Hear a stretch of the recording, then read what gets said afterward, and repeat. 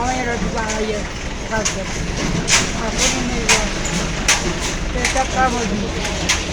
কিছু খাবেন আর খাবেন বলেন।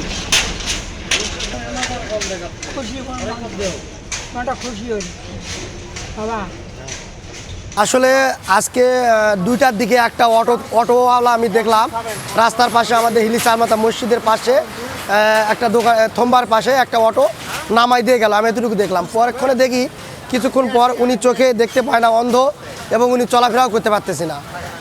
ওনার সঙ্গে একটা বস্তা ছিল। তো উনি যখন আমাকে বললো যে আসলে আমি একটু মসজিদে যাবো, তো ওনাকে কোনো রকমে আমি মসজিদে ঢুকাই রাখছি।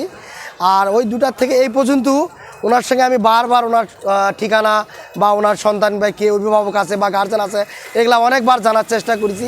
ওনার একটাই শুধু কথা ওনার বলতে পারতেছে যে আমার বাসা হলো রংপুর, আমি হলো যাব 5 বিবি বড় মসজিদে, আমার কেউ নাই, আমি আল্লাহর বান্দা ইসি নানিবেছি। মানে টোটালি ওনার মেন্টালিটিরও প্রবলেম, আর চোখেও দেখতে পারতেছে না, চলাফেরাও করতে পারতেছে না। এখন ওনাকে নিয়ে এখন বর্তমানে আমরা মসজিদে অবস্থান করতেছি। কীভাবে কোথায় পাঠাবো এখন আমরা সঠিক সিদ্ধান্ত নিতে পারতেছি না আর কি। আচ্ছা, ওনার বয়স কেমন, কি অবস্থা বলেন তো? ওনার তো বয়স মোটামুটি 70-80 কাছাকাছি মনে হয় যাবে আর কি। হ্যাঁ, 90 বছর, সরি, ওনার বয়স হলো 90 বছর।